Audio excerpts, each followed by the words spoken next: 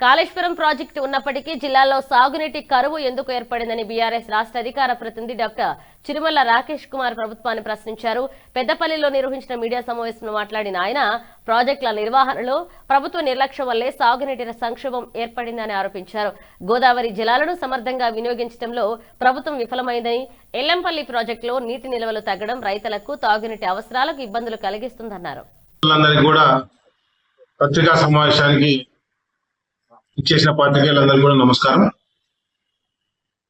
ఈరోజు వర్షాభావ పరిస్థితుల వల్ల తెలంగాణ మొత్తం కూడా నీటి కొరతతో తల్లడిల్లుతున్నటువంటి పరిస్థితి.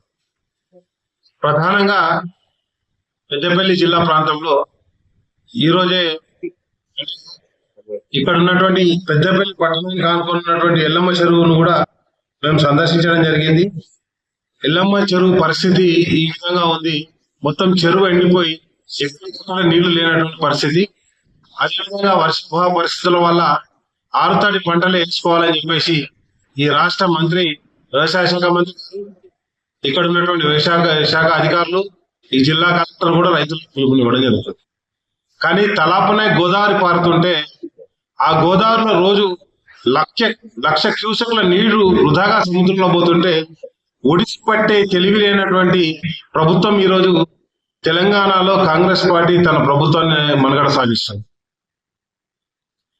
ఎన్నో ప్రాజెక్టులు నిర్మాణం చేశారు కేసీఆర్ గారి ఆధ్వర్యంలో. అది మిషన్ కాకతీయ కావచ్చు, మిషన్ భాగీరథ కావచ్చు, కాళేశ్వరం ప్రాజెక్టు కావచ్చు, పాలమూరు ఎత్తిపోతలు కావచ్చు, వివిధ పథకాల రూపకల్పన చేశారు. వారిని నిర్మించడం కూడా కంప్లీట్ అయింది. Not only irrigation project, even though Hyderabad లో నిర్మించినటువంటి కమాండ్ స్టేషన్ కావచ్చు, సెక్రటరీ కావచ్చు, యాదగిరిగుట్ట కావచ్చు, టీ హబ్ కావచ్చు, అద్భుతమైన ప్రగతిని నిర్మిస్తూ ముందుకు పోవడం జరిగింది. కానీ ఈ రోజు కాంగ్రెస్ పార్టీ దుస్థితి ఏంటంటే కుంభకోణాలు, ల్యాండ్ గ్రాబింగ్, అదేవిధంగా బొగ్గు కుంభకోణం, టెలిఫోన్ల కుంభకోణం, ఇసుక కుంభకోణం, ఒక మాఫియా ప్రభుత్వం ఇక్కడ మనుగడ సాగి.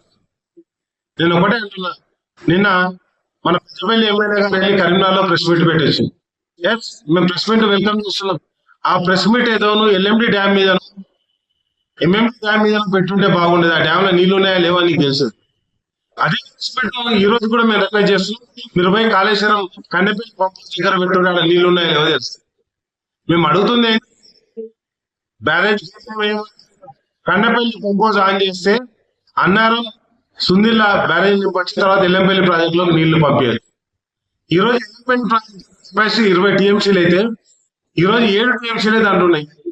దానికి రోజు సిటీ ఇవ్వాలి, హైదరాబాద్ డ్రింకింగ్ వాటర్ ఇవ్వాలి, ఇక మిగిలిన నీళ్ళు ఏంది. అదేవిధంగా ఎస్ఆర్ఎస్ తీసుకుంటే 80 టీఎంసీల కెపాసిటీ, ఈ రోజు దాంట్లో 15 టీఎంసీలే ఉన్నాయి. మరి రేపు సాగునీళ్ళు ఎట్లా, తాగునీళ్ళు ఎట్లా, ఈ రాష్ట్ర పరిస్థితి ఏంది అని చెప్పేసి ప్రశ్నిస్తే దానికి అవాకులు చవాకులు పేరుతుంది.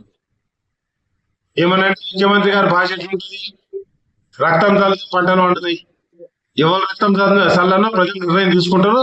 రాబోయే కాలంలో ప్రజల నిర్ణయాలు కూడా ఇంప్లిమెంట్ చేస్తారు. అధికారంలో ఉన్నది కాంగ్రెస్ పార్టీ, నీళ్ళు ఇవ్వాల్సింది కాంగ్రెస్ పార్టీ.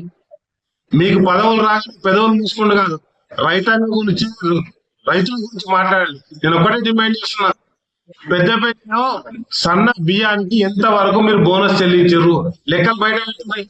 6 సీజన్లల్లా పెద్దపల్లి జిల్లాలో రైతు బంధు, రైతు భరోసా ఎన్ని లక్షలు ఇచ్చారు లెక్క బయట పెట్టారు.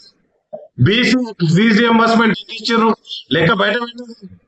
అంటే కేసీఆర్ కాళేశ్వరం ప్రాజెక్టు అంటే మీరేమో కాళేశ్వరం ప్రాజెక్టులో మొత్తం నీళ్ళని కిందికిడిచి ఆ ఇష్టం అమ్ముకొని చూస్తూ, ఇవన్నీ కూడా ప్రజలు గమనించడం జరుగుతుంది.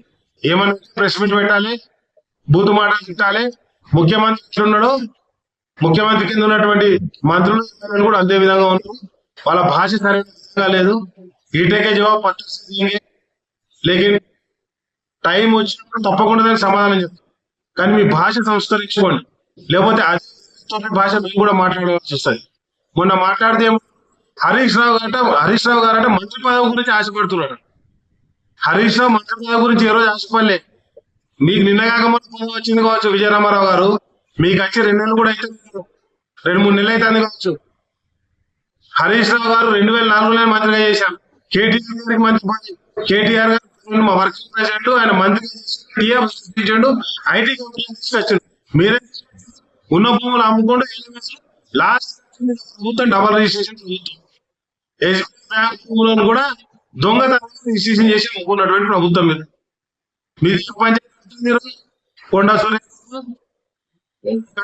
గారికి ఏది అక్కడ ఉన్నటువంటి నైనీ బ్లాక్ గురించి ఉపముఖ్య భట్టి గారికి మన కొమ్మటిరెడ్డి ఇవే పంచాయతీ మీకు లేకపోతే పొంగులేటి శ్రీనివాసరెడ్డి గారు కబ్జా చేసినటువంటి ల్యాండ్ లేకపోతే వాళ్ళు పెట్టినటువంటి దొంగ కేసులు వాటిని ఏడు చెప్పండి రోజు